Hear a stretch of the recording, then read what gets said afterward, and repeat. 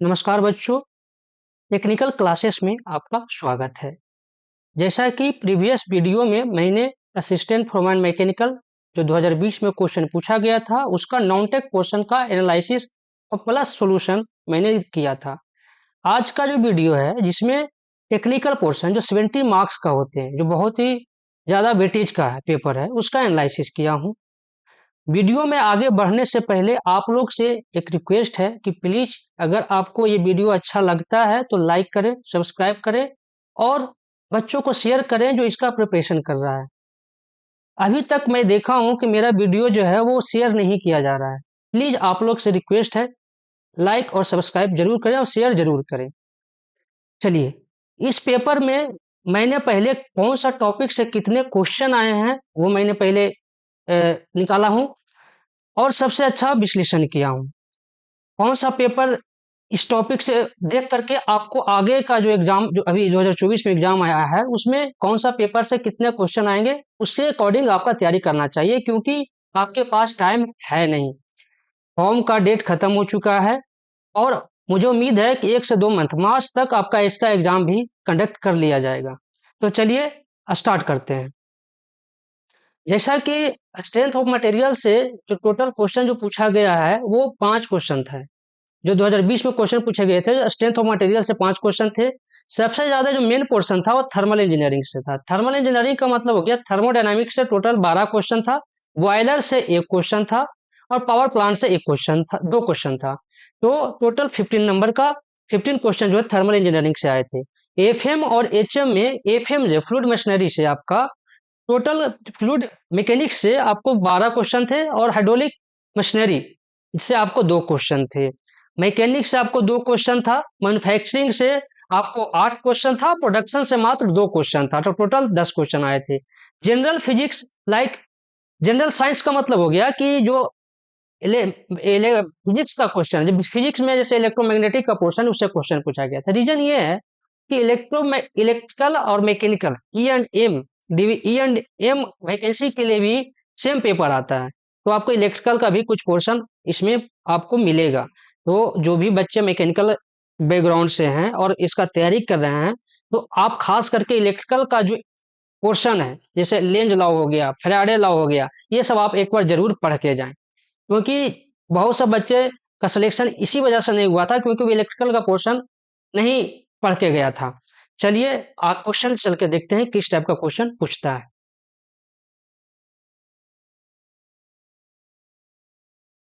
तो देखिए, जैसा कि मैंने बताया कि इलेक्ट्रिकल से क्वेश्चन जरूर पूछते हैं। आप यहाँ देख सकते हो कि फर्स्ट क्वेश्चन जो ही है इलेक्ट्रिकल से था कि in equilibrium situation electrical field inside a conductor. तो मैंने आपने अगर किसी बच्चे ने जो इलेक्ट्रिकल बैकग्राउंड से होगा उसको पता होगा कि अगर कोई भी इलेक्ट्रिकल फील्ड में अगर इक्विलिब्रियम सिचुएशन है, साम्यावस्था है, तो जो इलेक्ट्रिकल इनसाइड जो कंडक्टर जो होगा इलेक्ट्रिकल फील्ड वो जीरो होता है, तो इसका आंसर सी हो जाएगा, जीरो हो जाएगा। अगला क्वेश्चन है 1 electron volt is equal to. जैसा कि आपको पता है कि जैसे इसमें बहुत लोग कंफ्यूजन में गलत भी किए थे, किसी ने कुलम मार दिया, कुलम मार दिया। 1 इलेक्ट्रॉन वोल्ट एक्चुअली क्या है? 1 इलेक्ट्रॉन वोल्ट जो है एक एनर्जी है, ये एनर्जी है, एक एनर्जी का यूनिट है। मतलब ये हुआ, इसका डेफिनेशन ये होता है कि एक इलेक्ट्रॉन चार्ज को कैरी आउट करने के लिए एक पोटेंशियल डिफरेंस में कितना एनर्जी की जरूरत पड़ेगा वो 1 इलेक्ट्रॉन वोल्ट होता है। तो 1 इलेक्ट्रॉन पे कितने चार्ज होते हैं? तो 1.6 इंटू 10 के पावर -19, 1.6 इंटू 10 के पावर -19 कुलम्ब चार्ज होते हैं, 10 के पावर -19। ठीक है, 10 के पावर -19 कुलम्ब होते हैं इंटू 1 वोल्ट। 1 वोल्ट करेंगे तो कितना हो जाएगा? अब इसी को कन्वर्ट करेंगे तो ये जो आएगा जूल में आएगा। तो इसका आंसर जो हो जाएगा 1.6 इंटू 10 के पावर -19 जूल हो जाएगा। ध्यान दीजिएगा, यहाँ पे एक कंफ्यूजन के लिए 10 के पावर -9 भी है, बहुत लोग इसमें भी कंफ्यूज होकर के गलती कर दिए थे। अगला क्वेश्चन जो है वो है, देखिए ये भी इलेक्ट्रिकल का ही है, इलेक्ट्रिकल का पोर्शन है। देखिए इलेक्ट्रिकल का ही क्वेश्चन है जिसमें कह रहा है कि which of the following is correct when a conductor is placed in a electric field charges may be induced on the surface of conductor। जैसे कि आप जानते हैं कि अगर कोई भी कंडक्टर को इलेक्ट्रिक फील्ड में रखते हैं तो उसके सरफेस पे चार्ज डेवलप होता है, ये तो सही है, ये सही है। अगला क्या करा, electrical potential is a vector function. जैसा कि इलेक्ट्रिकल पोटेंशियल क्या होता है, इलेक्ट्रिकल पोटेंशियल जैसे आपने पढ़ा होगा कि यू इक्वल टू जो होता है, ट्वेल्थ क्लास में आपने पढ़ा होगा, यू इक्वल टू जो होता है 1/4 pi epsilon not, 1/4 pi epsilon not into Q/R। Q Q charge हो गया डिवाइडेड आर, आर जो हो गया पॉइंट से चार्ज का डिस्टेंस होता है। तो जैसे आप जानते हैं कि आर डिस्टेंस क्या है, डिस्टेंस जो है स्केलर क्वांटिटी है, चार्ज क्या है, स्केलर स्केलर क्वांटिटी है, अदिश राशि है जिसको कहते हैं, और ये जो आपको कांस्टेंट है, इसका मतलब इलेक्ट्रिक पोटेंशियल जो हो जाएगा क्या हो जाएगा, स्केलर हो जाएगा, वेक्टर फंक्शन नहीं होगा। तो ये वाला क्या हो गया, मेरा गलत हो गया। सेकंड जो है, work done in electric field depends on the path connecting and points. जैसा कि आप जानते हैं कि जो इलेक्ट्रिक फील्ड जो होता है, जो चार्ज के द्वारा प्रोड्यूस किया जाता है, वो कंजर्वेटिव इन नेचर होता है। और कंजर्वेटिव का मतलब ये होता है कि कोई भी मूविंग चार्ज में 2 पॉइंट का जो वर्क जो निकालते हैं वो इंडिपेंडेंट ऑफ लेंथ होता है। इंडिपेंडेंट ऑफ लेंथ का मतलब ये हुआ कि वो 2 पॉइंट के बीच डिफरेंस, 2 पॉइंट के बीच का चार्ज के बीच की ही डिपेंड करता है, वो पाथ के ऊपर डिपेंड नहीं करता है। तो ये भी आपका क्वेश्चन का आंसर, ये भी गलत हो गया था। कौन सा ऑप्शन सही हुआ इसका, ये हुआ। ठीक है, अगला क्वेश्चन है इलेक्ट्रिक फ्लक्स के बारे में। जैसा कि इलेक्ट्रिक, देखिए इलेक्ट्रिक फ्लक्स के बारे में, आप इलेक्ट्रिक फ्लक्स होता क्या है पहले ये जानिए। इलेक्ट्रिक फ्लक्स होता है कि जब कोई भी इलेक्ट्रिक फील्ड है, मान लीजिए कि एक इलेक्ट्रिक फील्ड है। इलेक्ट्रिक फील्ड क्या होता है, इलेक्ट्रिक फील्ड होता है एक फिजिकल फील्ड होता है, जो कोई चार्ज होता है आपके ने चारों ओर क्रिएट करता है। मान लीजिए अगर ये पॉजिटिव चार्ज है, इस पर अगर ये पॉजिटिव चार्ज है, पॉजिटिव चार्ज है, इधर आपको निगेटिव चार्ज है, तो आपको क्या होता है, पॉजिटिव चार्ज से फील्ड निकलते हैं, निगेटिव में जाकर इंटर करते हैं। पॉजिटिव से निकलते हैं और निगेटिव में जाकर के इंटर करते हैं, ठीक है। तो ये जो फील्ड हुआ, ये एरिया जो हुआ, जिस एरिया के अंतर्गत अगर कोई भी निगेटिव चार्ज को लाते हैं तो एक दूसरे को अटैक करता है, ये आपको इलेक्ट्रिक फील्ड कहलाया। इलेक्ट्रिक फ्लक्स क्या होता है, इलेक्ट्रिक फ्लक्स होता है कि अगर ये एरिया के अंदर कि total number of electric field passing through this perpendicular area unit time में, एक समय मतलब एक सेकंड में, अगर ये पर्टिकुलर एरिया से कितना नंबर ऑफ इलेक्ट्रिक फील्ड पास कर रहा है, वही इलेक्ट्रिक फ्लक्स कहलाता है। तो कह सकते हैं कि इलेक्ट्रिक फ्लक्स होता है ई डॉट डॉट प्रोडक्ट होता है, ई डॉट ए होता है।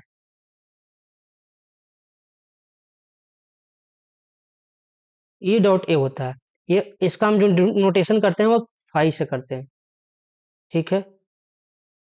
Phi is equal to E dot A, E जो हो गया इलेक्ट्रिक फील्ड हो गया, ए जो होगा परपेंडिकुलर एरिया हो गया। अब अगर ई एरिया, एरिया जो है एंगल पे होगा तो ई ए कॉस थीटा हो जाएगा। तो वो आप बाद में उतना एनालिसिस करने की जरूरत नहीं, उतना आप बाद में देख लेंगे। तो कह रहा है flux is positive if the field line come out from the surface. सही बात है कि अगर कोई भी इससे निकल रहा है तो पॉजिटिव होता है, और इसके इंटर कर रहा है तो नेगेटिव हो रहा है, नेगेटिव होता है। तो ये तो मेरा सही हो गया। देखिए ध्यान दीजिएगा, रॉन्ग स्टेटमेंट पूछ रहा है। पहला तो मेरा सही है, flux is negative if the field lines come out from the surface. देखिए ये गलत हो गया, क्यों, क्योंकि मैंने बोला कि अगर फ्लक्स अगर किसी चार्ज से निकलता है तो पॉजिटिव होता है, और निगेटिव का मतलब किसी चार्ज में जाकर घुसता है, मतलब इंटर होता है तो निगेटिव होता है। तो ये तो मेरा गलत हो गया। Flux is equal to product of magnitude of electric field and the projection of area. जैसा मैंने बताया ई डॉट ए प्रोडक्ट है इलेक्ट्रिक फील्ड और एरिया का। आपका आंसर जो हो जाएगा इसका, ये बी हो जाएगा। बी वाला जो आंसर जो है वो गलत है। देखिए गलत पूछ रहा है, गलत स्टेटमेंट कौन है, इसका आंसर बी हो गया। अगला जो है देखिए, ये जनरल फिजिक्स से ही है, बोला ना कि जनरल फिजिक्स से 5 क्वेश्चन थे। तो देखिए कह रहा है कि ये कोल एंड पेट्रोलियम से है। देखिए कोल और petroleum has been formed from the biomass which has been subjected to various biological and zoological process. जैसा कि आप जानते ही हैं कि कोयला और पेट्रोलियम जो बनता है वो बायोमास से बनता है। मतलब कि जो पौधे या जानवर जो बहुत लाखों साल पहले जीवित थे वो मर गए थे, जिसके जिसके बायोफिकेशन प्रोसेस से ये कोयला और पेट्रोलियम बनता है। तो ये तो मेरा सही है। दूसरा भी मेरा कह रहा है कि लाखों साल, ये भी मैंने बोला सही है। देखिए कह रहा है कि केवल रिमेन्स टीनी प्लांट्स। देखिए कह रहा है कि कोयला लाखों छोटे पौधे, ऐसा तो नहीं है कि छोटा पौधा से ही खाली होगा, बड़ा पौधा भी रहा होगा, जानवर भी रहा होगा बड़ा, तो ये मेरा गलत हो गया। अगर छोटा पौधा ही खाली नहीं होगा, बड़े पौधे भी हो सकते हैं, छोटे पौधे भी हो सकते हैं। केवल कोयला ना कि petroleum, correct, only coal not petroleum has been found from biomass which has been subjected to various biological and zoological process. तो आप देखिए कि यहाँ पे कह रहा है सिर्फ कोयला नहीं, सिर्फ कह रहा है कोयला ही, कोयला ऐसा थोड़ी कि कोयला और पेट्रोलियम दोनों जो है भूगर्भीय प्रक्रिया के अधीन पाया जाता है, वो बायोमास का ही पार्ट है। तो ये भी मेरा गलत हो गया, ये भी मेरा गलत हो गया। तो कौन सा हो गया आंसर? First and second. आप समझ सोच सकते, ये आंसर हो जाएगा इसका ए, फर्स्ट एंड सेकेंड। चलिए अगला जो है,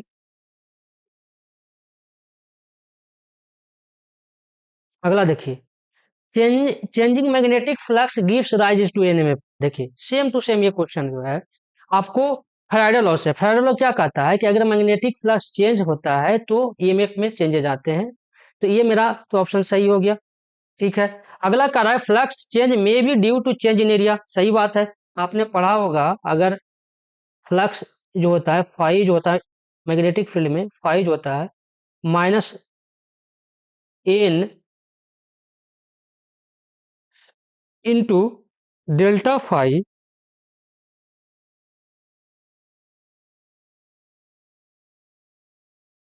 वाई डेल्टा टी, सॉरी ये फाई नहीं, मतलब ईएमएफ जो बात कर रहा है, ईएमएफ बोला ना, EMF electromagnetic inducing force, EMF.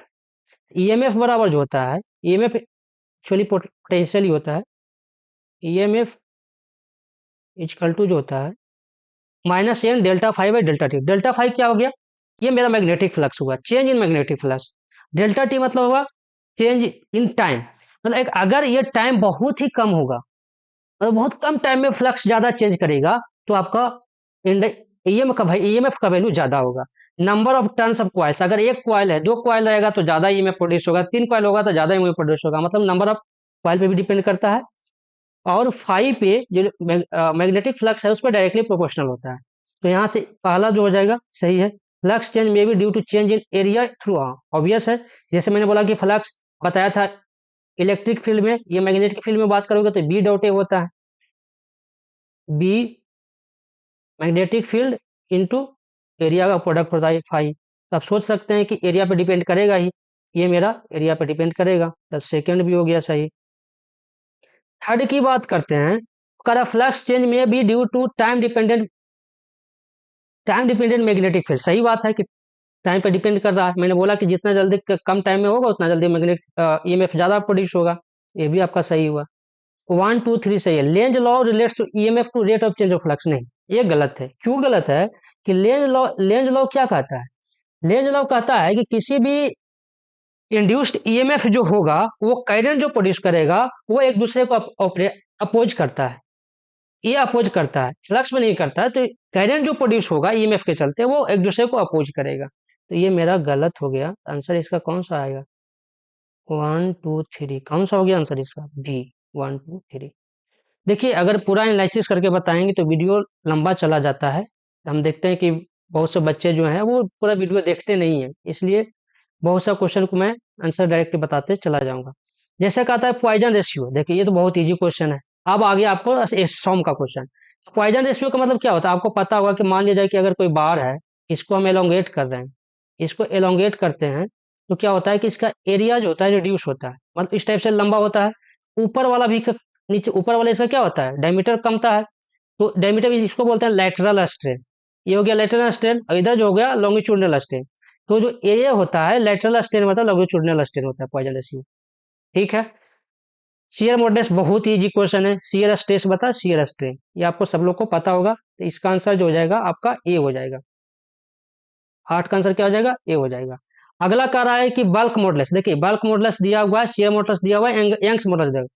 अगर बच्चे जो सच में तैयारी कर रहे होंगे तो आपको एक रिलेशन पता होगा कि यंग मॉडुलस जो होता है ई का, ई बराबर जो होता है यंग्स मॉडुलस इलास्टिसिटी जो होता है in terms of shear modulus और बल्क मॉडुलस होता है 9 kg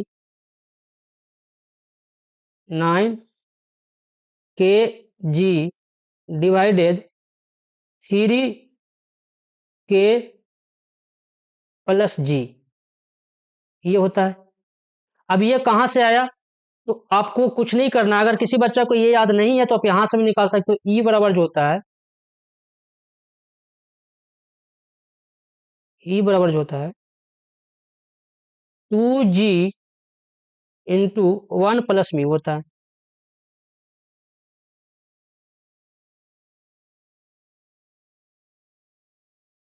तो देखिए म्यू क्या होता है, पॉइजन रेशियो। देखो इसमें पॉइजन रेशियो नहीं दिया हुआ है, आपको म्यू को हटाना ही पड़ेगा। ई इजकल टू और भी होता है मॉडुलस के टर्म में, बल्क मॉडुलस के टर्म में 3k × 1 - 2 म्यू होता है। तो इस दोनों को सोल्व करोगे ना, 3k × 1 -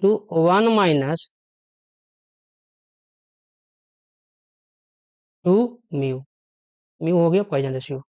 अब यहाँ से म्यू का वैल्यू जब अच्छी कर देंगे, एलिमिनेट कर देंगे बराबर करके, तो ये वैल्यू आपको आ जाएगा। तब ये वैल्यू आ जाएगा तो 9 kg, के कितना दिया हुआ है आपको, बल्क मॉडुलस दिया हुआ है कितना, बल्क मॉडुलस 1 दिया था, बल्क मॉडुलस 1 दिया हुआ है, और ये 2 दिया हुआ है। तो 9 × 2 कितना, 18 हो गया। तो ये 3 + 2 कितना, 5 होगा। तो 18/5 कितना होगा, 3.6 होगा। अगला जो क्वेश्चन है वो है, देखिए ये भी सॉम का ही क्वेश्चन है। हाइड्रोस्टैटिक स्टेट ऑफ स्ट्रेस क्या होता है, आपको जब पता होगा। हाइड्रोस्टैटिक स्ट्रेस का मतलब होता है कि एक्स वाई और जेड हर एक डायरेक्शन में नॉर्मल जो स्ट्रेस होगा इक्वल हो जाएगा। तो ये आपका हो जाएगा B, sigma X equal to sigma Y equal to sigma Z. अगला जो है सीबक इफेक्ट क्या होता है, देखिए ये भी आपको पढ़ना है, थर्मल का ही पार्ट है। सीबक इफेक्ट मैंने बताया होगा कि अगर कोई भी एक कोल्ड जंक्शन है, एक आपका हॉट जंक्शन है, अगर ये दोनों को हम जोड़ेंगे तो एक करंट फ्लो होगा। मतलब कह सकते हैं कि थर्मल एनर्जी जो होगा इलेक्ट्रिकल एनर्जी में जो प्रोड्यूस होता है, इसी बक इफेक्ट कहलाता है। ठीक है। पेल्टन व्हील की बात करें तो पेल्टन व्हील जैसा आपको पढ़ा होगा कि ये एक्सियल फ्लो, पेल्टन व्हील जो होता है इम्पल्स इम्पल्स टरबाइन होता है। इसका आंसर ए हो जाएगा। Viscosity of fluid, ideal fluid का आपने पता होगा, विस्कोसिटी जो होगा 0 होगा। ये देखिए ये सब इजी इजी क्वेश्चन है, देखो मारो क्वेश्चन है। डेंसिटी ऑफ वाटर पूछ दिया, ध्यान दीजिएगा। डेंसिटी ऑफ वाटर पूछा है मीटर क्यूब में, तो आपको पता होगा कि 1000 kg/m³ होता है, 1 ग्राम/cm³ होता है ना। और ग्राम को अगर आप किलोग्राम में चेंज करोगे तो फिर आपका ये आंसर होगा। बोल रहा है कि what is the unit of viscosity. देखिए विस्कोसिटी का यूनिट क्या होता है, तो जैसे आपको पता है कि विस्कोसिटी जो होता है वो न्यूटन सेकंड पर मीटर स्क्वायर होता है, या पास्कल सेकंड के भी नाम से इसको जानते हैं। तो इसका आंसर ये हो गया। अब कह रहा है कि यूट्यूब मैनोमीटर में what is the specific gravity of liquid whose pressure is to measure in respect of liquid of the manometer. देखिए क्या होता है, आपने जब पढ़ा होगा, नोजल पढ़ा होगा, तो उसमें आपने देखा होगा कि हम लोग जब मैनोमीटर को लगाते हैं, इसमें क्यों कुछ कह नहीं रहा, कह रहा है कि अगर हम इसमें जो कोई भी फ्लूइड का यूज कर रहे हैं, अब इसके इसमें जो फ्लूइड का फ्लो हो रहा है, तो कह रहा है कि इस केस में इसका स्पेसिफिक ग्रेविटी क्या होना चाहिए, कंपेरिजन टू जो फ्लूइड फ्लो हो रहा है। तो आपको पता होगा कि जब भी मैनोमीटर का यूज करते हैं तो उसका जो स्पेसिफिक ग्रेविटी होना ज्यादा होना चाहिए कंपेरिजन जिससे फ्लो हो रहा है। तो इसमें हो जाएगा कौन सा आंसर, इसमें खोजिए कौन सा आंसर है।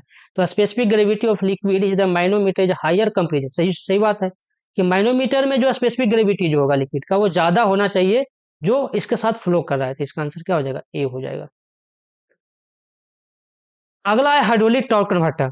देखिए हाइड्रोलिक टॉर्क कन्वर्टर क्या होता है, पहली बात तो हाइड्रोलिक टॉर्क टॉर्क कन्वर्टर जो होता है ऑटोमेटिक ट्रांसमिशन के लिए यूज किया जाता है। ये इसमें कुछ नहीं होता है, इसमें एक इम्पेलर पंप इम्पेलर होता है, और एक साथ जो होता है टॉर्क रनर होता है। ये दोनों में ब्लेड लगे होते हैं।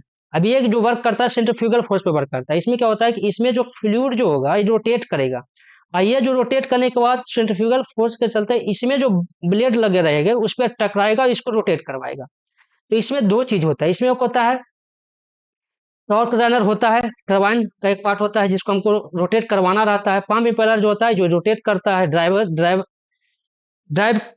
के रूप में काम करते हैं। एक गाइड इवेंट होता है जो इसको फ्लूइड के लिए गाइड करता है। गियर और पिनियन इसमें नहीं होता है। तो इसका आंसर जो हो जाएगा डी हो जाएगा। चलिए आगे जो है एडियाबेटिक प्रोसेस, बहुत ही इजी क्वेश्चन है। जैसा कि आप लोग जानते हैं एडियाबेटिक प्रोसेस क्या होता है ना, उसमें ना एरिया उसमें हीट का transfer through of the system नहीं होता है। इसका आंसर कौन सा हो जाएगा, no heat through the system. अब देखिए ये जनरल फिजिक्स में आ जाएगा। स्पीड ऑफ साउंड हाईएस्ट किस में होता है, तो सॉलिड में होता है, कि सबको पता होगा। चलिए 20वां क्वेश्चन भी, ये भी जनरल फिजिक्स का ही है। देखिए कर अल्ट्रासोनिक वेव, अल्ट्रासोनिक वेव क्या होता है जिसका 20,000 हर्ट्ज से ऊपर होता है, 20 किलो हर्ट्ज जिसको कहते हैं। ह्यूमन इसको सुन सकता है, नहीं सुन सकता है। इसमें से कौन सा नहीं करेक्ट है, तो बी हो जाएगा, ह्यूमन इसको नहीं सुन सकता। चलिए अगला जो है इलेक्ट्रोमैग्नेटिक वेव से पूछा था, आपको पता है कि साउंड वेव जो मैकेनिकल वेव, इलेक्ट्रोमैग्नेटिक वेव नहीं, अल्ट्रासोनिक भी इलेक्ट्रोमैग्नेटिक वेव नहीं, इसमें से इसका answer none of the above होगा, इसका डी आंसर होगा। अगला जो है हाइग्रोमीटर, ये भी जनरल फिजिक्स का क्वेश्चन, आपको पता होगा कि हाइग्रोमीटर जो होता है रिलेटिव ह्यूमिडिटी को मेजर करता है, इसका आंसर ए होगा। Which of this used A controller road in nuclear, आपको पता होगा कि हम लोग न्यूक्लियर रिएक्टर में कंट्रोलर के रूप में किसका यूज करते हैं, तो आपको यूज होगा कैडमियम का यूज करते हैं, ये कैडमियम हो जाएगा। यूरेनियम तो आपको ईंधन के रूप में यूज किया जाता है, यूरेनियम तो नहीं होगा, ये भी नहीं होगा, तो आप यहाँ से देख सकते हैं कि इसका आंसर कैडमियम हो जाएगा। कह रहा है कि न्यूट्रल इक्विलिब्रियम में आपको क्या होना चाहिए फ्लोटिंग बॉडी के लिए, तो आपको पता होना चाहिए कि दोनों जो Meta centre is at the centre of gravity. ये सब इजी इजी क्वेश्चन है, आप देखो मारो वाला है। अब देखिए कह रहा है फ्लो ऑफ डिस्चार्ज का क्या होता है, तो मीटर क्यूब पर सेकेंड। अब ये क्वेश्चन थोड़ा सा है, देखिए न्यूमेरिकल दे दिया।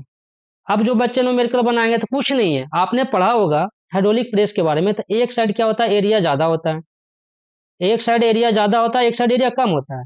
तो जो साइड एरिया होगा, हम मान लिया जाए कि हमको लिफ्ट करना है कोई वस्तु, तो कह रहा क्या कि एक रैम डायमीटर है 30 सेंटीमीटर का, वो plunger of 4.5 centimetre diameter, what is the weight lifted by hydraulic press when force applied plunger 500। देखिए आपको एक साइड यहाँ पे फोर्स लगा रहा है और एक साइड इधर से आपको लिफ्ट कर रहा है, ठीक है।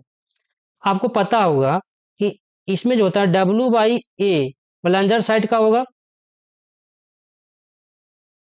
और रैम डायमीटर वाला जो होगा F/A जिसको हमको लिफ्ट करना है उसका होगा। अब दोनों को कैलकुलेट करेंगे तो जो वैल्यू आएगा वो होगा। तो अब यहाँ से देखिए आपको क्या कर रहा है, hydraulic press has RAM 30 centimetre diameter, 4.5 plunger का 4.5 है, प्लंजर में 500 न्यूटन का न्यूटन का दिया हुआ है, तो आपको यहाँ लिख दो 500 डिवाइडेड। देखिए यहाँ पे जो प्लंजर जो हम मानते हैं कि ये सिलिंड्रिकल होगा, और एरिया ऑफ क्रॉस सेक्शन जो होगा वो आपको सर्कुलर आएगा, तो पाई/4 इंटू डी स्क्वायर, पाई/4 इंटू डी स्क्वायर यहाँ कितना हो जाएगा, 30 सेंटीमीटर का होल स्क्वायर हो जाएगा, 30 का होल स्क्वायर, ठीक है।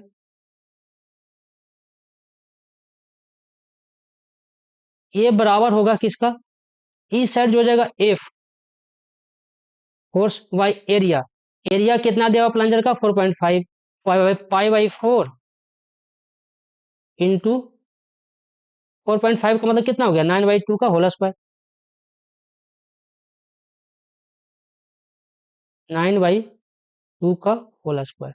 अब यहाँ से जब कैलकुलेट करेंगे, देखिए पाई/4 से तो पाई/4 कट जाएगा। अब इसको एफ यहाँ से कैलकुलेट इधर से इधर ले जाएंगे, और इसको जब करेंगे तो इसका आंसर जो आएगा करीब के करीब, इसका कैलकुलेट करके बताते हैं कितना हो जाएगा। पाई/30 दिया है 900, ये हो जाएगा 9×81, 981। तो इसका जो जब करोगे तो 22 किलो न्यूटन के करीब आता है, इसको आप कैलकुलेशन करके देख लीजिएगा, ठीक है। अगर हम कैलकुलेशन करेंगे तो वीडियो बहुत ही लंबा चला जाएगा। चलिए अगला क्वेश्चन जो है बहुत ही ईजी है, ये भी देखिए न्यूमेरिकल ही है, ये फ्लूइड मैकेनिक्स से ही है।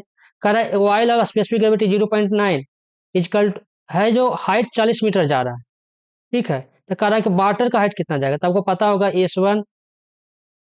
H1 specific gravity into height is equal to होता है S2H2।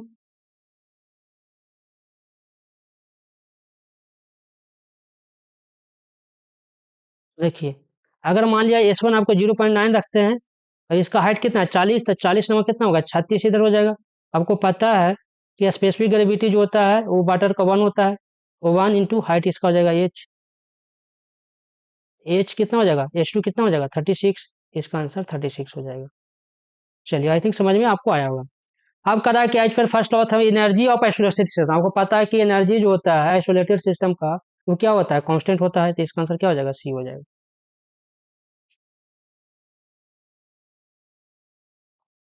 देखिए बहुत ही इंपॉर्टेंट क्वेश्चन है, बहुत बच्चे देख करके इसको क्वेश्चन सोल्व करने लगते हैं। देखिए 2 litres of ideal gas pressure 10 metre, देख आइसोथर्मली हो रहा है, किसमें है तो वैक्यूम में। आपको पता है कि वैक्यूम में वर्क क्या होता है जीरो होता है, यहाँ पे क्या हो जाएगा जीरो हो जाएगा, हीट ऑब्जर्व क्या हो जाएगा जीरो हो जाएगा। चलिए ये आंसर ही हो गया।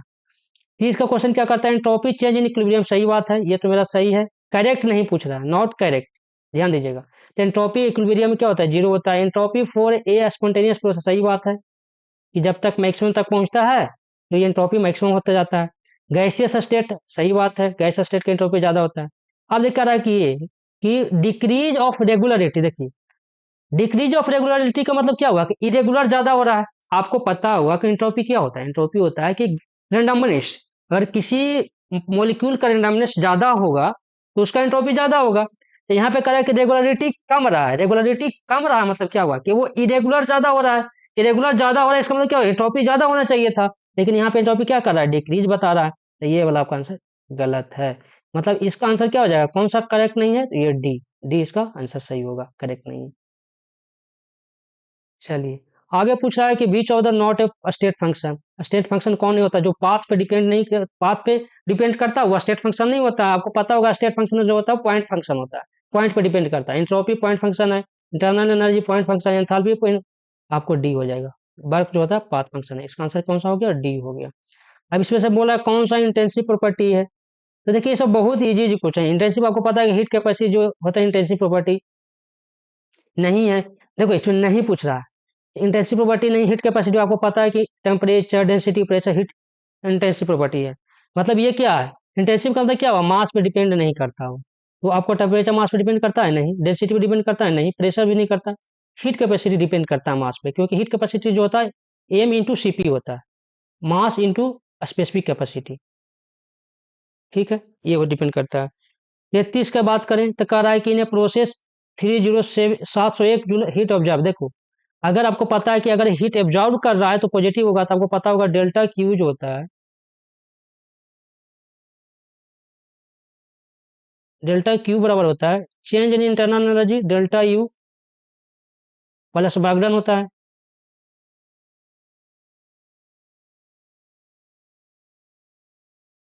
ठीक है, अब देखिए हीट ऑब्जर्व कर रहा है तो ये पॉजिटिव होगा, हीट पॉजिटिव हो जाएगा 701। आप देखिए यहाँ ध्यान दीजिएगा, इसमें बच्चे क्या करते हैं ना कि पॉजिटिव निगेटिव में गड़बड़ा जाते हैं, कहते 394 joule work is done by the system, system के द्वारा किया जा रहा है तो बगडन क्या हो जाएगा, पॉजिटिव हो जाएगा, तो ये भी 394 इधर पॉजिटिव हो जाएगा। मतलब ये है कि अगर हम डेल्टा यू निकालेंगे तो इसको इधर जाके माइनस करना होगा, जब माइनस कीजिएगा तो 701 में से 394 घटाएंगे तो कितना आएगा, करीब 307 जूल के करीब आएगा। ये आपका आंसर हो जाएगा ए।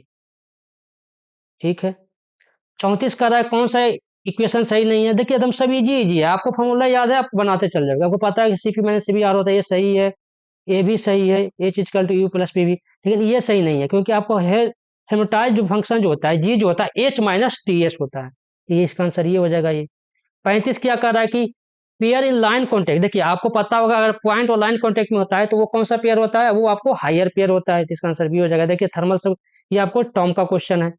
अब अगला क्वेश्चन क्या है कि ए पेयर इज काइनेमेटिक, आपको पता है काइनेमेटिक पेयर होने के लिए आपको जो स्ट्रक्चर होगा उसका एक चीज को आपको फिक्स होना चाहिए कंप्लीटली और सक्सेसफुली कांस्टेंट होगा, ये आंसर हो गया। शेपर मशीन जो होता है आपको पता होगा, बहुत इंपॉर्टेंट ये सब क्वेश्चन जो है ना एग्जाम में पूछा हुआ क्वेश्चन है, जितना भी क्वेश्चन जो है कहीं ना कहीं एग्जाम में पूछा हुआ क्वेश्चन है, तो आपको क्विक टर्न मैकेनिज्म हो जाएगा। Heat engine converts heat to which form, आपको पता होगा हीट इंजन जो होता है वो थर्मल एनर्जी को मैकेनिकल एनर्जी में कन्वर्ट करता है, तो इसका आंसर सी हो गया। और देखिए अब आ गया आपको थ्योरी ऑफ मशीन से, तब थ्योरी ऑफ मशीन में ध्यान दीजिएगा, थ्योरी ऑफ मशीन में पूछा है मॉड्यूल ऑफ गियर, तो आपको पता है कि मॉड्यूल जो होता है डी बाई टी होता है, pitch diameter divided number of teeth होता है, डी बाई टी होता है, फॉर्मूला है सिर्फ, अगर किसी को फॉर्मूला याद है उसको गलती हो गई नहीं। देखो सिलेक्शन उस बच्चे को नहीं हुआ होगा जो आपको इलेक्ट्रिकल नहीं पढ़ के गया था, जो इलेक्ट्रिकल पढ़ के गया होगा मैकेनिकल के हिसाब तो सभी बनाया होगा, इस चलते उसका सिलेक्शन हुआ है। ये पिच डायमीटर बटे नंबर ऑफ टीथ, 39 का ये हो गया आंसर। ठीक है, 40 की बात करें तो आपको क्लियरेंस पता होना चाहिए कि जो डिडेंडम और वन गियर टेंडम के बीच का जो डिफरेंस होता है वो होता है, तो ये होगा आपको बी आंसर हो गया। अब कह रहा है इसमें से कौन सा लॉ ऑफ थर्मोडायनामिक्स नहीं है, नहीं है देखिए जीरो लॉ, ये तो है, ये भी है, ये भी है, तो इसका आंसर क्या हो जाएगा, नन ऑफ द एबव हो जाएगा, तो इसका आंसर डी हो गया। ठीक है, अगला बात करें हेक्सा ब्लेड, देखिए ये सब जो चार क्वेश्चन जो पूछे जाते हैं जिससे रिजल्ट आता है, ये हेक्सा ब्लेड जब आप आर एस खुरमी का बुक पढ़ेंगे ना तो वहां अवेलेबल है। अगर कोई बच्चा आर एस खुरमी अगर पूरा रट जाता है तो इसका मैं लिख कर देता हूँ कि इसमें एग्जाम हो जाएगा। हेक्सा ब्लेड कौन सा कट करता है, फॉरवर्ड स्टैक में, ये डायरेक्टली उसमें दिया हुआ है, सेम क्वेश्चन उसी में है। ये भी उसमें दिया हुआ है, जाके तो आर एस खुरमी मिलाएंगे ना तो वहाँ पे मिलेगा। Flux commonly use in blazing brazing, ये बुराक्स यूज किया जाता है। अब ये भी उसी में है, मैं आपको लिख कर देता हूँ, मैं आपको A to Z क्वेश्चन जो है ना आपको उसमें से मिला खोज कर दिखा दूंगा आर एस खुरमी से। इसलिए मैं बच्चों को रिकमेंड कर रहा हूँ कि आर एस खुरमी जाकर रट जाओ, रिजल्ट गारंटी में देता हूँ हो जाएगा। मैं आगे के वीडियो में आर एस खुरमी का, अगर आप लोग चाहोगे, आप लोग कहोगे तो मैं आर एस खुरमी का टोटल क्वेश्चन करवा दूंगा, अगर आप लोग कहोगे तो। अगर इसमें व्यू बढ़ेंगे, लोगों का कमेंट आएंगे कि नहीं सर आपको करना है, तो मैं आपके लिए करवा दूंगा। लेकिन आप नहीं करेंगे तो मुझे टाइम लगता है बनाने में बउआ, टाइम लगता है तो आप लोग भी थोड़ा रिस्पॉन्स दें, सब्सक्राइब करें और चैनल को थोड़ा फॉलो करें और लोगों को शेयर भी करें। ये टू हाई रोलिंग मिल, देखिए दो गो रोलिंग मिल है, एक ये और एक ये। आपको पता है कि दोनों सेम स्पीड से चलेगा लेकिन अपोजिट डायरेक्शन में होगा, at the same speed but in opposite direction. तो 44 का बी आंसर हो गया, ठीक है। 45 के बाद देखिए फ्लाई व्हील, ये भी सब पूछा हुआ, सब आर एस कुर्मी का है। फ्लाई व्हील का कहाँ यूज करते हैं, आपको पता है कि फ्लक्चुएशन को लिमिट करने के लिए करते हैं, ठीक है। द टाइप ऑफ स्प्रिंग, आपको पता है कि टाइप ऑफ स्प्रिंग जो हम लोग कार ये जो ट्रक वगैरह में होता है वो मल्टी लीफ स्प्रिंग का यूज करते हैं, ये भी उसमें क्वेश्चन दिया हुआ है। 46 का कौन सा हो गया, बी हो गया। हॉट वर्किंग प्रोसेस क्या होता है, हॉट वर्किंग में आपको पता होगा कि टफनेस तो इंक्रीज कर जाएगा, डक्टिलिटी भी इंक्रीज करेगा। 47 का ए हो जाएगा आंसर। ये सब क्वेश्चन बहुत ही ईजी है, देखो मारो वाला है। देखिए इसमें कंफ्यूजन था, इसमें 48 में heat transfer liquid and gases जो टेक प्लेस होता है वो कंडक्शन प्लस कन्वेक्शन दोनों होना चाहिए आंसर। इनिशियली जो क्या किया था वो एनसीएल ने क्या किया था कि कन्वेक्शन आंसर दिया था, ठीक है।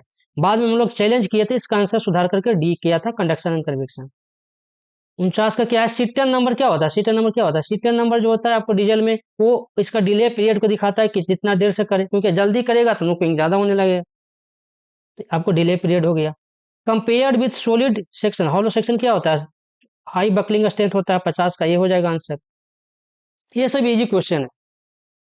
हाँ ये क्वेश्चन भी देखिए, ये भी क्वेश्चन जो है पूछा हुआ क्वेश्चन, ये भी क्वेश्चन जो आर एस कुर्मी का है, सब क्वेश्चन आर एस कुर्मी का है।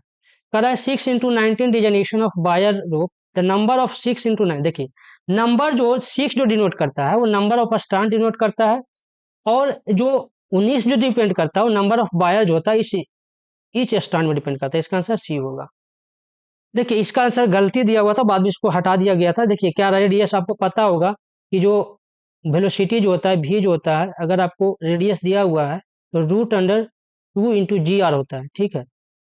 √2 g r, आर जो होता है रेडियस, जब इसको कैलकुलेट करेंगे ना तो आपको 11.3 आएगा, 11.3 किलोमीटर पर सेकेंड।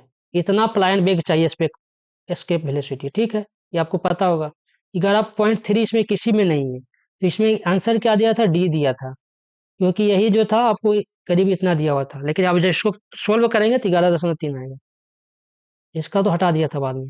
अब करा है कि देखिए ये भी जनरल फिजिक्स का क्वेश्चन है, आपको पता होगा कि जो मिरर पढ़े होंगे, जो दर्पण पढ़ा होगा कि अगर दो मिरर दिया हुआ है, अगर ये वाला जो नंबर ऑफ डिग्री 30 डिग्री अगर आपको इवन नंबर में है तो आपको 360/30 करके 1 घटा देना है, 360/30।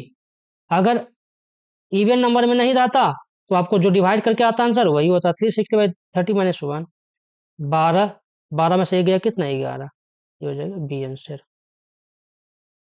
देखिए 54 है, अगर इसको आप बनाओगे तो देखो ये वाला क्वेश्चन जो है ना इसमें टाइम लगेगा कैलकुलेशन करने में, है इजी। देखो कह रहा है क्या कि अगर करें an open tank contains water of depth 2 metre, देखिए मैं इसे बता देता हूँ, आप लोग सोल्व करना। अगर मान लीजिए वाटर है 2 मीटर तक, ये फिल किया हुआ है 2 मीटर, यहाँ हो गया, इसमें क्या है वाटर है,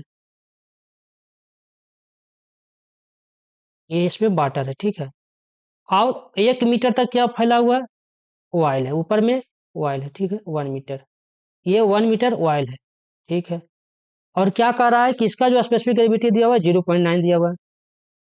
0.9 स्पेसिफिक ग्रेविटी का मतलब क्या हुआ, उसका डेंसिटी कितना हो जाएगा, 0.9 इंटू 1000 मतलब कितना, 900 हो गया। इसका डेंसिटी हो गया 900 ऑयल का।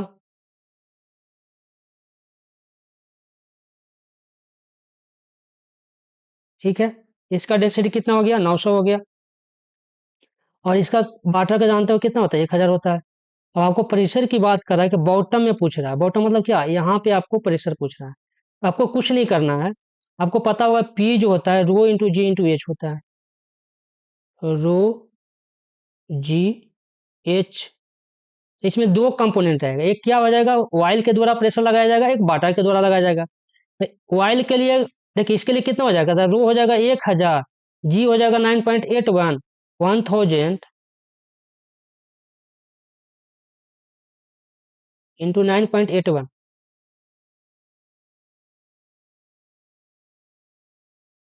9.81 इंटू एच कितना हो जाएगा, 2 हो जाएगा वाटर के लिए। अगर बात करें इसका ऑयल के द्वारा कितना प्रेशर लगाया जाएगा, तो ये हो जाएगा आपको कितना, डेंसिटी इसका क्या है, 900 हो गया। 900, 900 इंटू 9.81 इंटू 1 हो जाएगा, इसका हाइट 1 दिया हुआ है। अभी दोनों को जोड़ देना है, क्योंकि बॉटम पे पूछ रहा है ना, तो दोनों को जोड़ दीजिएगा।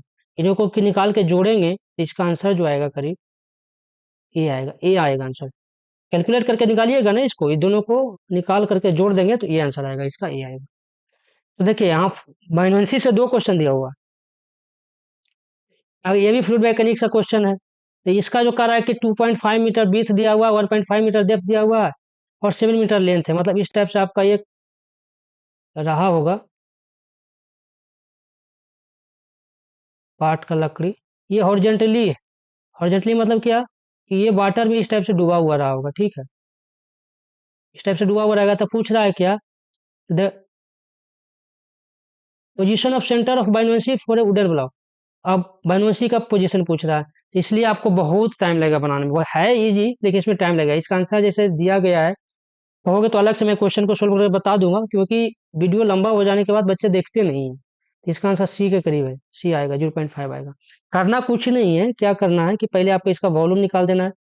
वॉल्यूम डिप्लेस कितना हो जाएगा, रो भी into g, weight of displaced water हो जाएगा। अगर वेट ऑफ द ब्लॉक कितना हो जाएगा, तो इसका जो डेंसिटी दिया हुआ है रो, अब रो भी जी निकाल देंगे यहाँ से इसका ब्लॉक का, और दोनों को डिवाइड करेंगे तो वहां से आपको ये कितना डूबा हुआ रहेगा वो निकल जाएगा। उसके बाद फिर आई बाई भी से करके आपको यहाँ से ये वाला निकल जाएगा। अगला क्या कर रहा है कि ये स्टोन एयर में इतना है, इतना इसमें है, तो वॉल्यूम ऑफ स्टोन क्या है, देखिए बहुत इजी। देखिए सब क्वेश्चन इजी इजी है, इसमें कुछ है नहीं, इसमें कुछ है नहीं। अगर इसको आप बनाकर देखेंगे तो बहुत इजी है। आप क्या करोगे, इसमें क्या करना है, आपको करना ये है कि एयर में इतना है और वाटर में इतना है, तो कितना इसको ट्रांसपेरेंट कितना रहा होगा, इसको घटा देंगे, ये हो जाएगा कितना, 196.2 के करीब आएगा, ठीक है। बट अब वेट और वॉल्यूम डिस्प्लेस होता है, वॉल्यूम जब यहाँ पे जो हो जाएगा वाटर का, ये हो जाएगा 1000 इंटू 9.81,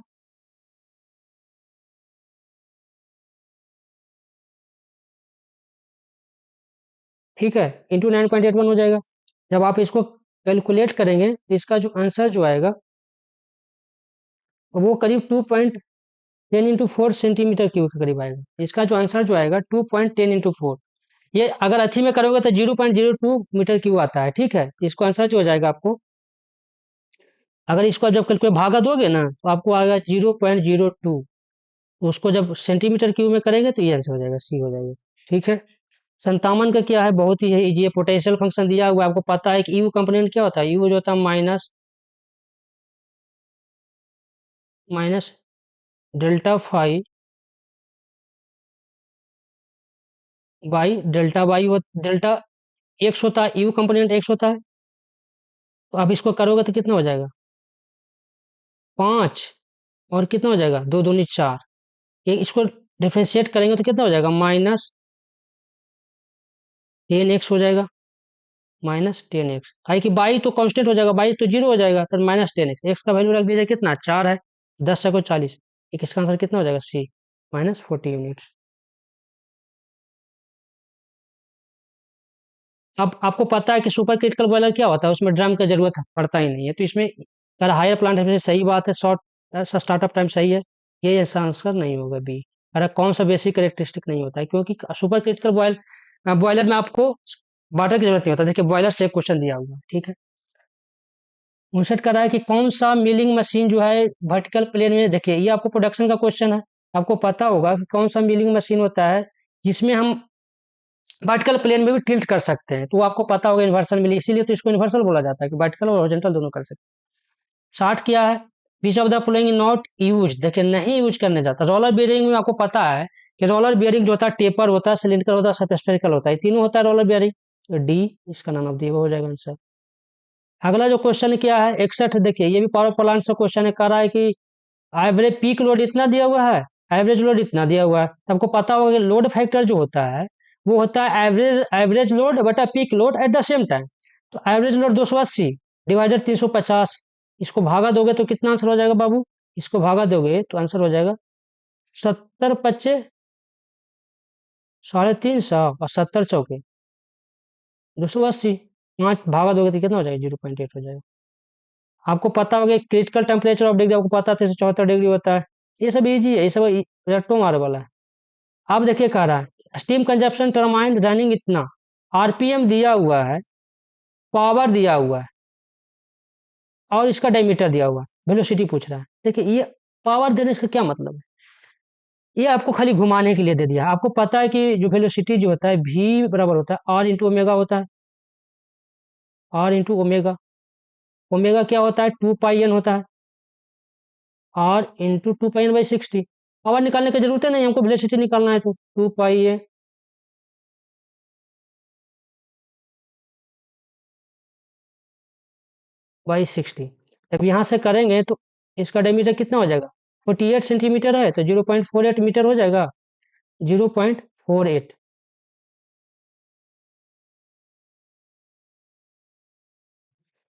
अब इसमें 2 पाई एन अगर आप रखेंगे, एन 400 आरपीएम/60 करेंगे तो गुना करने के बाद आपको 20 मीटर/सेकंड इसका आंसर आएगा।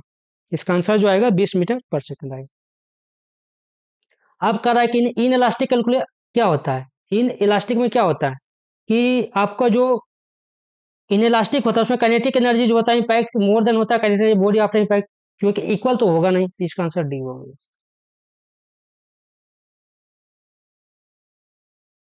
बियरिंग, देखिए बियरिंग डिजन, देखिए बियरिंग डिजनेशन से बहुत इजी क्वेश्चन है, आपको अगर ये सब याद रहेगा तभी बना पाएंगे। आपको पता होगा कि पी क्यू डिजाइन करने के लिए हम लोग बॉल बियरिंग को PQRS, इसमें जो होता है पी जो दिखाता है टाइप ऑफ बियरिंग दिखाता है, क्यू जो होता है टाइप ऑफ सीरीज होता है, और आर एस में 5 से मल्टीप्लाई करते हैं तो उसका डायमीटर निकलता है। तो अब यहाँ पे ध्यान दो, इसका जो चेन जो है लास्ट दो डिजिट में 5 से मल्टीप्लाई करोगे तो कितना हो जाएगा 10×50। और आपको पता होना चाहिए कि पी भी अलग अलग होता है, अगर आपको 1 नंबर दिया हुआ है, अगर ये 1 है एक्स्ट्रा लाइट होगा, 2 है तो लाइट होगा, 3 है तो मीडियम होगा, और 4 है तो हैवी होगा। तो ये क्या हो जाएगा हैवी सीरीज, हैवी सीरीज 10×50, इसका हो जाएगा डी। आपको पता है कर रहा है कि ट्रायंगुलर का, देखिए ये आपको मैकेनिक्स का क्वेश्चन बहुत ईजी है, कर रहा है सेंटर ऑफ ग्रेविटी इसके पैरेलल में इसका क्या होता है, इसको जब निकालोगे तो इसका AL/36 होता है। ये याद ही रखना, इस सब के एग्जाम में तुम कैलकुलेट करते रहोगे तब तो हो गया, तब तो तुम्हारा टाइम बचेगा ही नहीं। 90 मिनट का टाइम है बहुत, सोचो कि तुमको सब बनाना है, ये सब चीज़ तुमको याद रखना है। जितने भी मोमेंट ऑफ इनर्शिया जो खास करके ट्रायंगुलर रेक्टेंगल इस सबका आपको याद करके चले जाइए, क्योंकि वहाँ पे जाके मारना है। आप क्या होता है देखिए, ये बहुत इंपॉर्टेंट है, कॉपर कप एल्यूमिनियम में क्या क्यों यूज करते हैं, क्योंकि इसको प्रेसिपिटेशन हार्डनिंग देता है। ये बहुत ही तो पूछा हुआ ES का भी क्वेश्चन है, ठीक है। 68 की बात करें तो आपको पता है कि टंगस्टन इनर्ट गैस में किसका यूज करते हैं, आर्गन और हीलियम का यूज करते हैं। इसका आंसर ये हो गया। देखिए एक जो दिया प्रोबेबिलिटी का क्वेश्चन, प्रोबेबिलिटी में कह रहा है कि 7 वाइट 6 रेड 9 ब्लैक बॉल है, 2 गो खींचा जाता है, तो बोल रहा है ब्लैक कितना है, बहुत इजी क्वेश्चन है। तो देखिए 9 ब्लैक बॉल में से अगर मान लिया जाए कि टोटल आपको एक लॉट है, इसमें 7 वाइट है, 7 6 9, टोटल कितना बॉल हो गया, तो 7 6 13 9 24, 13 9 22, सॉरी 13 9 22 हुआ ना जी, 22 हुआ, टोटल 22 है, जिसमें से 2 गो ब्लैक, बोला कि 2 ब्लैक आने की प्रोबेबिलिटी क्या है, तो 9 में से ब्लैक जाएगा, तो आपको 9C2 डिवाइडेड 22 में से 2 बॉल खींचेंगे तो 22 C2। अब इसको करेंगे तो कितना हो जाएगा, 9 C2 का मतलब क्या होगा, 9 × 8 डिवाइडेड 22 × 21। है कि नीचे दोनों टू टू है ना, तो वो कट जाएगा, वो आप करेंगे उसको, वो कट ही जाएगा, 22 × 21। अब यहाँ से करोगे तो 3 × 9 और 3 × 7 = 21, 4 × 2 = 8, 11 × 2 = 22, 11 × 7 = 77 हो जाएगा, 4 × 4 = 12 हो जाएगा, तब 12/77, इसका आंसर बी हो गया। अगला क्वेश्चन है, देखिए ये भी मशीन डिजाइन से क्वेश्चन है, बहुत इजी है। कह रहा है कि अगर आपको स्क्रू थ्रेड का पिच 2 mm है और लीड स्क्रू जो है का पिच 6 mm है और 60 स्पिंडल स्पीड 60 RPM में, तो लीड स्क्रू, तो ध्यान दीजिएगा, आपको पता होना चाहिए कि स्पिंडल स्पीड इनटू आपका जो थ्रेड है, देखिए स्पिंडल स्पीड में थ्रेड होता है, स्क्रू थ्रेड होता है, तो आपको यहाँ कहा कहना है कि स्पिंडल स्पीड इनटू पिच जो होता है डिवाइड इज इक्वल टू होना चाहिए लीड स्क्रू का जो पिच होगा इनटू इसका स्पीड होना चाहिए। लीड स्क्रू का स्पीड मान लेके भी मान लेते हैं, तो इधर से भागें तो 6×10 = 60, 10×2 = 20, तो आपका इसका आंसर क्या हो जाएगा, 20 हो जाएगा, 20 RPM। यही रहा। अगर वीडियो अच्छा लगा हो, फिर से लास्ट में आप लोग से रिक्वेस्ट कर रहा हूँ कि प्लीज प्लीज आप इसको शेयर करें, जो बच्चे तैयारी कर रहे हैं, ताकि उसको भी लाभ मिले। और कहीं पे आपको डाउट होता है तो कमेंट जरूर करें, ताकि अगला वीडियो में आपको मैं एक्सप्लेनेशन दे सकूं। बहुत बहुत धन्यवाद।